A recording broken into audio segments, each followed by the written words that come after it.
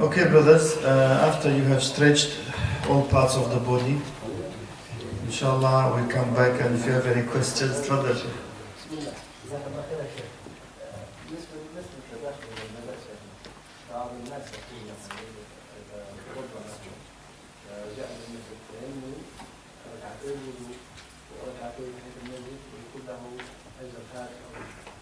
نعم لا بأس، لأنها العبادة هي ليست مقصودة لذاتها. عبادة الوضوء ليست مقصودة لذاتها ولا عبادة دخول المسجد. أما اللي مقصود لذاته مثل راتبة الظهر مثل القبلية والبعدية، لو أراد الإنسان ينوي ركعتين يخليها قبلية وبعدية بنية واحدة ما يصح، لأن هذه مقصودة لذاتها ومقصودة لذاتها. هو الشيخ يقصد يصلي ركعتين كذا؟ اي بخالف اللي هو تحية المسجد والوضوء يجوز، لأنها ليست مقصودة لذاتها. واضح؟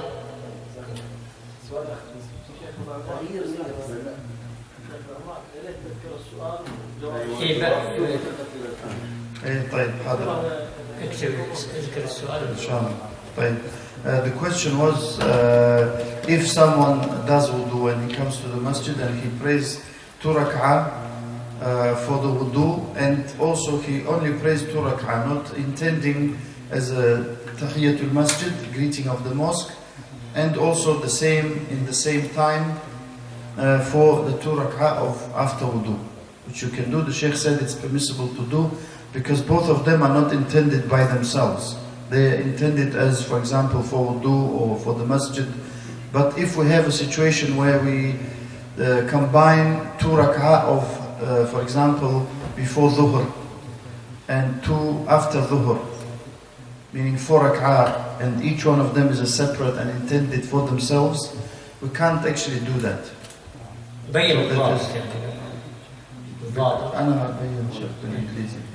They're not intended for themselves, those 2 rak'ah of wudu and 2 rak'ah of the masjid. No. That's all.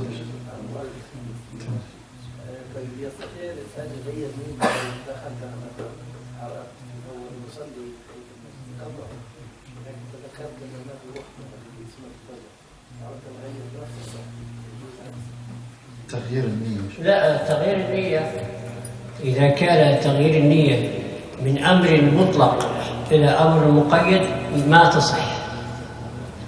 يعني العبادات أحيانا حتى لو نوافل تكون هذه العبادات مقيدة، يعني لها تقييد، مثل ركعة راتبة الظهر وراتبة الظهر القبلية وراتبة الظهر البعدية، هذه مقيدة، فلما تقلب من نفل مطلق إلى مقيد. لكن من نفل مقيد إلى نفل مطلق يجوز. يعني أنت مثلا صليت بنية أنها راتبة الظهر وقلت لا أريدها نفل مطلق، يجوز. ها واضح هذا؟ مثال آخر في الصيام، يعني إنسان مثلا أراد بصيامه هذا نفل مطلق ثم أراد أن يقلبه إلى نفل مقيد، ما يصح. ها؟ أي نعم. أما إذا كان العكس يصح. مثال أيضا أن يقلبه من نفل إلى فريضة ما يصح. مثل إنسان صلى ركعتين راتبة الظهر القبلية، فلما صلى وقرأ الفاتحة ومثلا دخل في الصلاة قال أريد أجعلها الظهر، ما يصح. لا بد تكون من أول الصلاة ناوي الظهر. لكن لو العكس صلى الظهر ثم يعني أراد أن يجعلها نافل لأن الوقت متسع وربما ينتظر جماعة أي لأي أمر آخر لحاجة، فله أن يقلبها إلى نافل. اسأل السؤال. شيخنا، وفي المثال الذي أعطاه الشيخ، يعني مثلا هو دخل وبدأ يصلي تحية المسجد ثم لاحظ أن الوقت ضيق وقال أقلبها إلى مثلا ما تصح فجر أو أي. لا ما تصح. ما يصح. ما تصح. يعني هذا شو الضابط شيخنا؟ لأن النفل هنا مقيد. إذا من النفل مقيد لا يعني مقيد إلى مقيد ما يجوز. مقيد إلى مقيد أو مطلق إلى مقيد ما يجوز. لكن مطلق إلى مقيد إلى مطلق يجوز.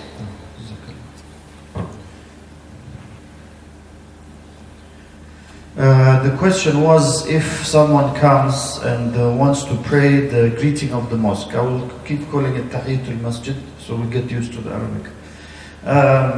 Then he notices, for example, that there is not enough time, let's say to Fajr or any other prayer that is obligatory, and the Iqamah is going to be called soon, and he decides to actually make the intention to the Sunnah of Fajr, for example. He started with the intention of Tahiyatul Masjid. Then he decides to change it, the intention, during the prayer. So what is the ruling on that? The Sheikh said, to change it from general nafila to a specific one attached to something is not permissible.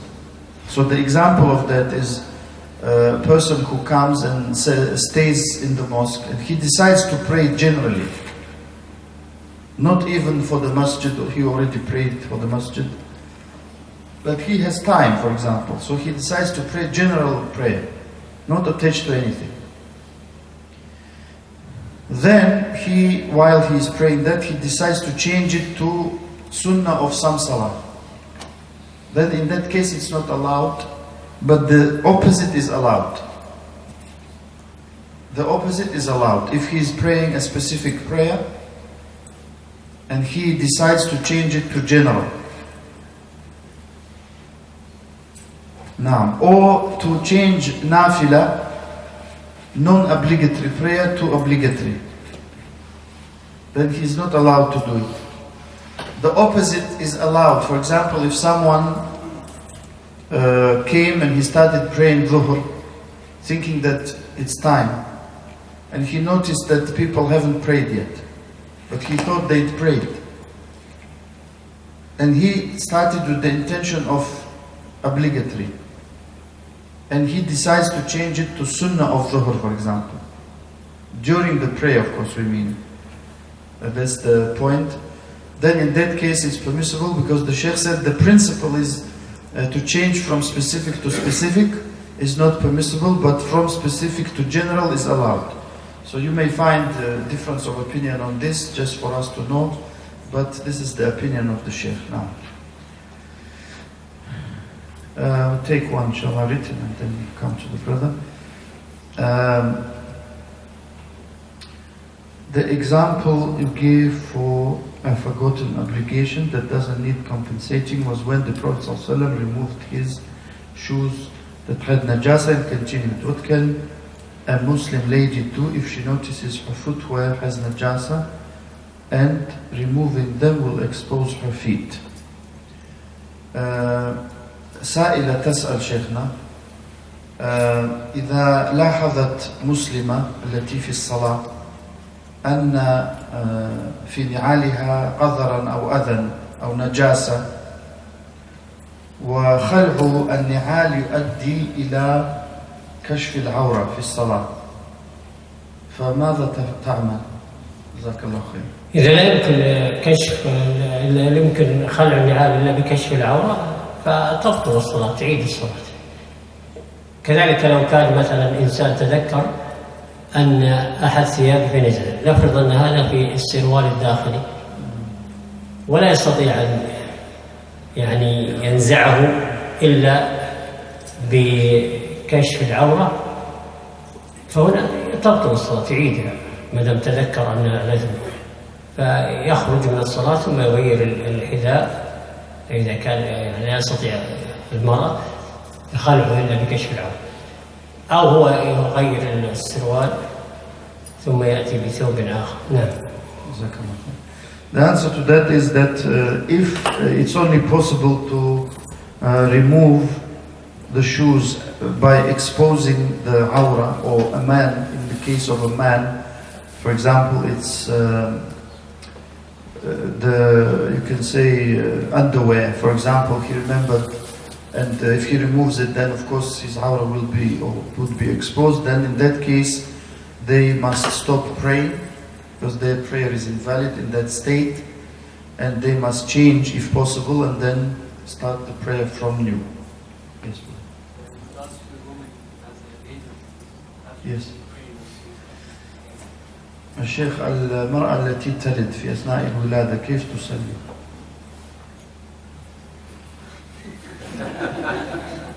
تصلي على حسب حالها. يمد أبو حنيفة رجله ولا يبالي. المرأة اللي نفسها ما تصلي أبدا سقطت عنها الصلاة. المرأة النفساء سقطت عنها الصلاة، والمرأة الحائض سقط عنها الصلاة ما تصلي.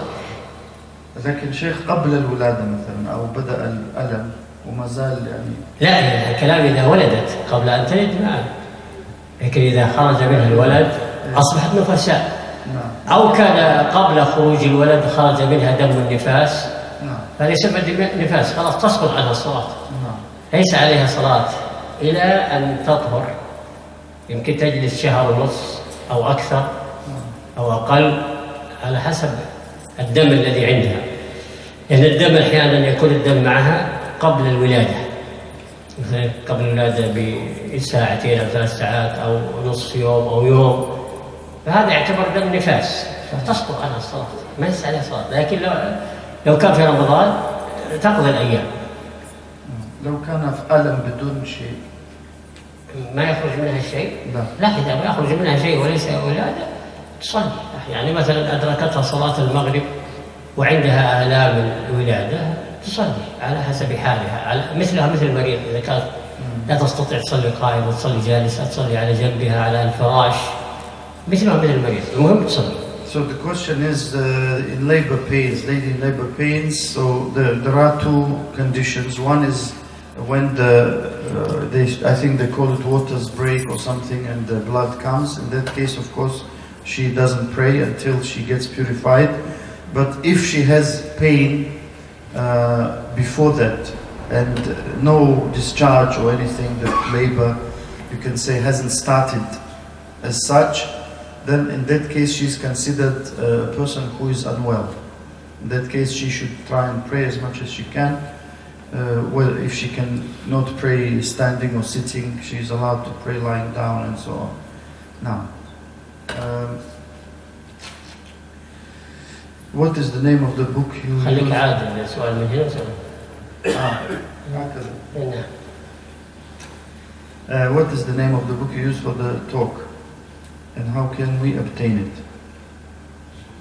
ما عنوان الكتاب الذي شرحتم وكيف نقتنيه? جاوب أنت. This I can, even me, I can answer. I don't need much ilm.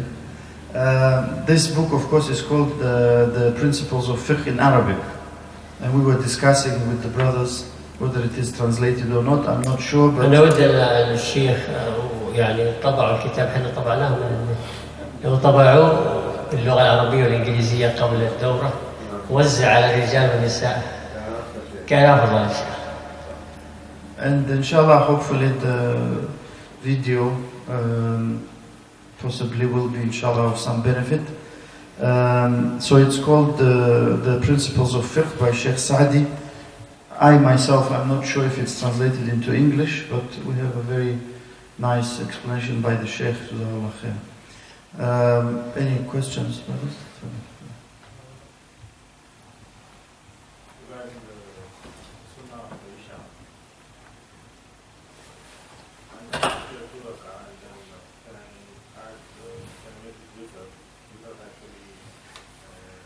What, can you pray 2 rak'ah then 1, you mean?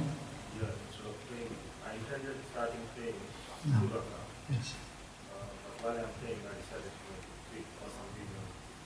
I don't know what was it, and the other way around. 3 to make 2? Yeah, 2 and then 1. So. The other means when he's tired, he intends to do 3, but he wants to do 1. When he's strong, he intends to do 1, but he wants to do 3.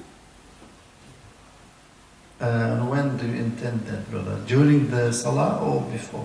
During the salah. So during the salah you noticed you're tired. Yeah. But you intended 3.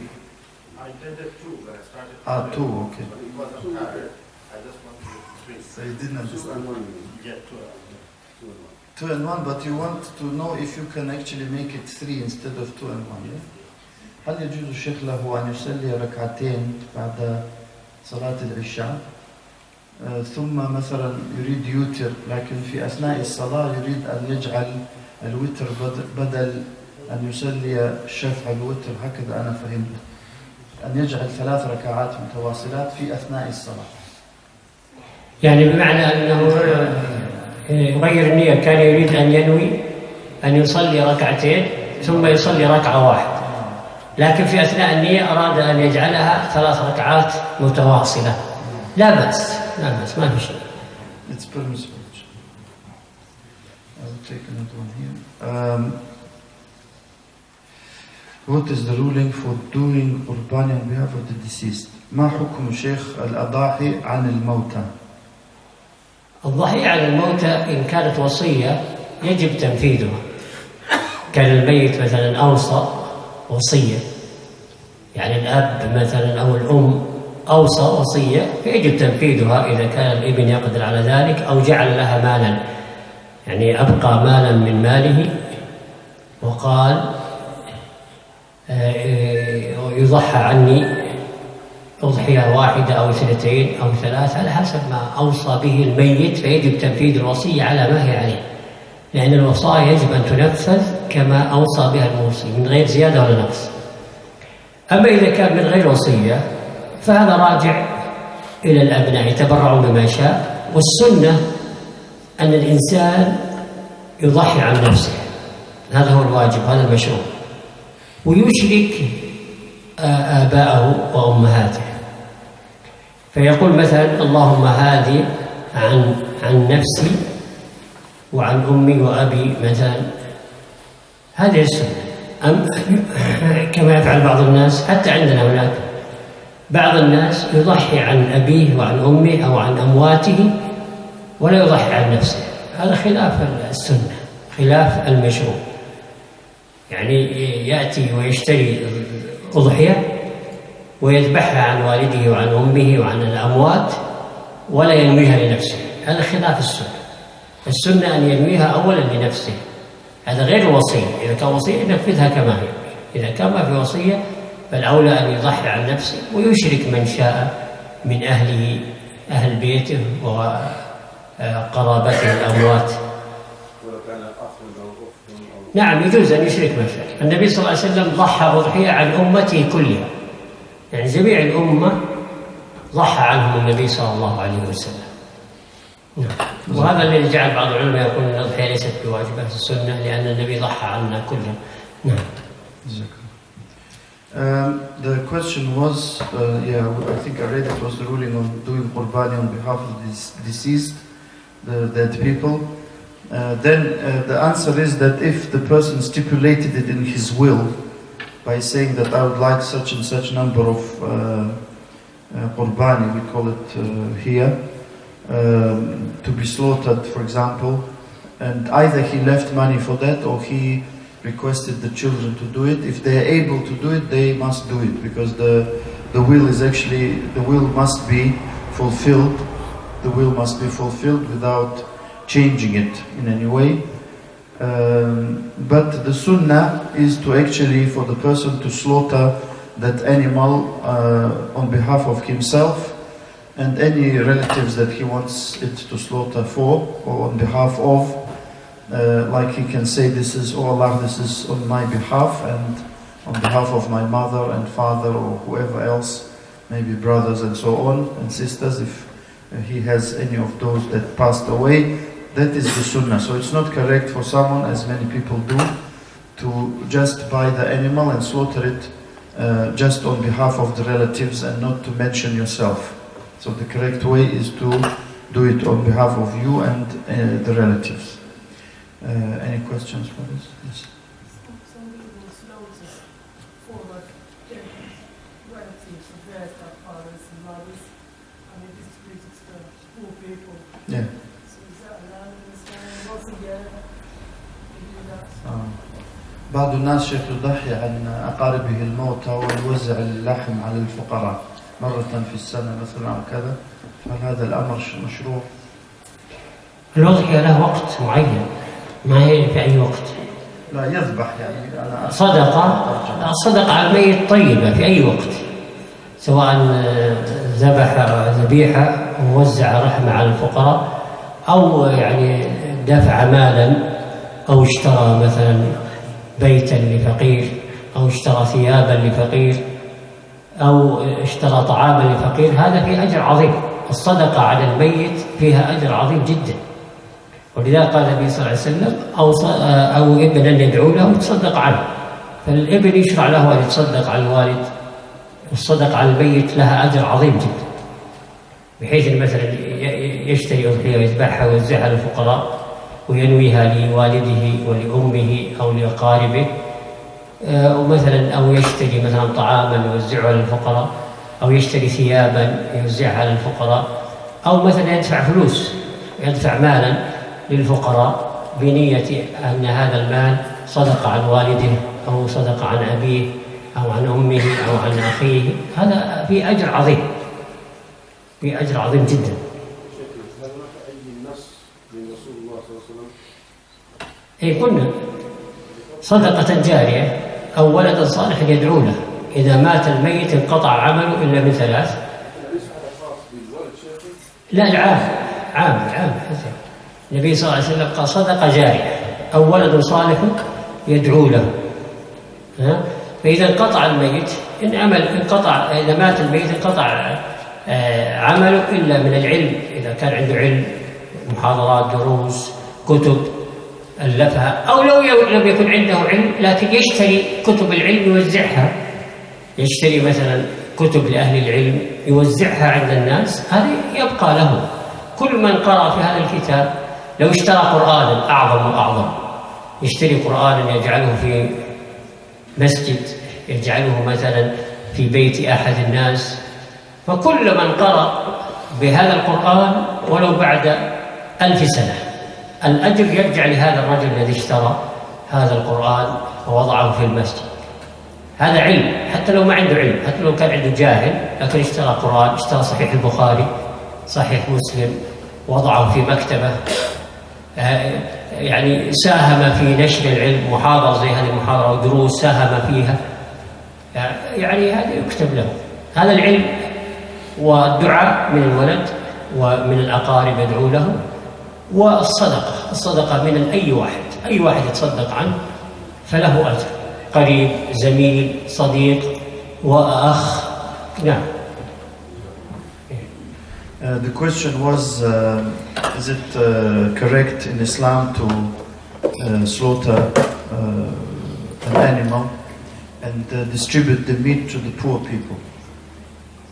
So the answer to that is it carries great reward if a person can actually do charity on behalf of the dead, even if the person is not a relative, and it's considered from the act of charity, that is the reward of which reaches the person after his death, if the person does it on behalf of him. And for example, the person may give cash donation to the poor and needy, or give them food, or the person may buy some clothes for the poor. So all of that carries great reward, and it's something that we can and should do as much as possible. And the Sheikh also gave the example of beneficial knowledge being spread among the Muslims, and that means even if the person is not knowledgeable himself, he may actually take part in distributing knowledge by buying a copy of the Quran, maybe leaving it in a certain mosque or in a house of some person, and that can bring great benefit to the people. Or for example, a book of knowledge like Sahih al-Bukhari can be distributed on behalf of someone else, and the person may buy that. So all of that carries great reward, even if the person himself is not a scholar or doesn't possess much knowledge, but they may actually be a way of distributing knowledge to other people.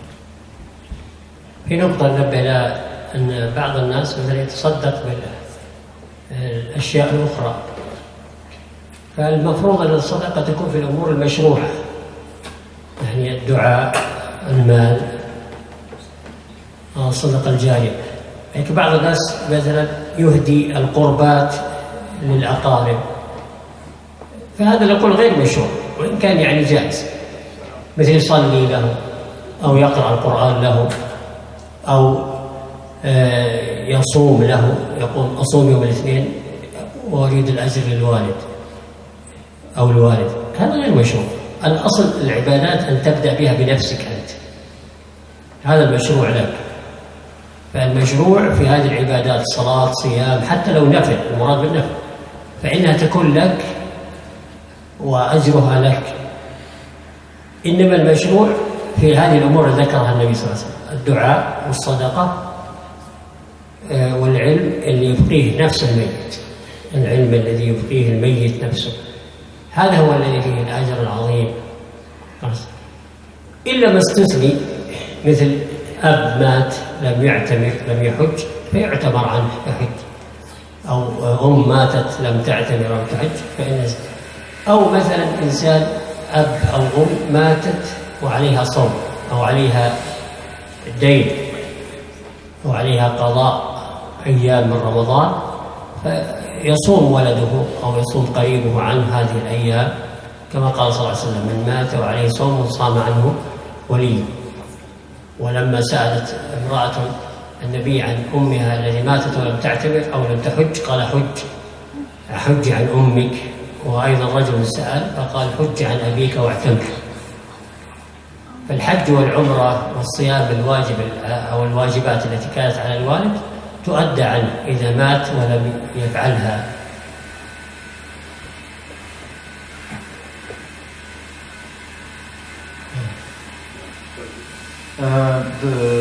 Just to draw the attention of the brothers,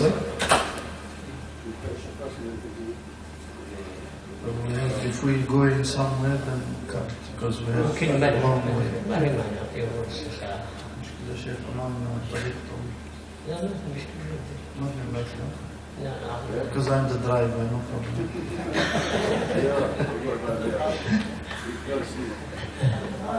No, we need the red camera. خلاص إن شاء الله. ما أذن، أنتم أذنتم؟ الآن ينتظر ترجمة. طيب.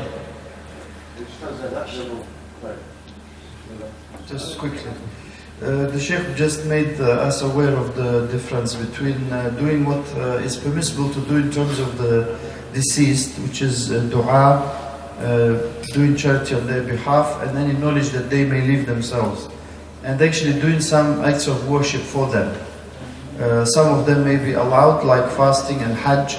It's permissible to do for them as it is in the sunnah, and some not correct, like salah, praying for them and giving the reward to them. That is, even though it's permissible, it's not correct to do. So we just, the Sheikh wants to make that clear.